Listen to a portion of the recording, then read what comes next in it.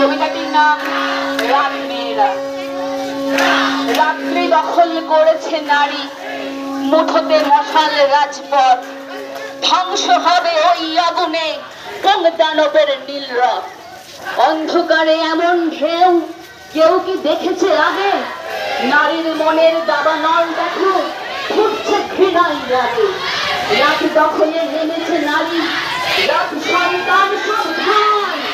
নারীর কণ্ঠে কান থেকে শোন যুদ্ধ পোড়ানোর গান। রাতগুলো হোক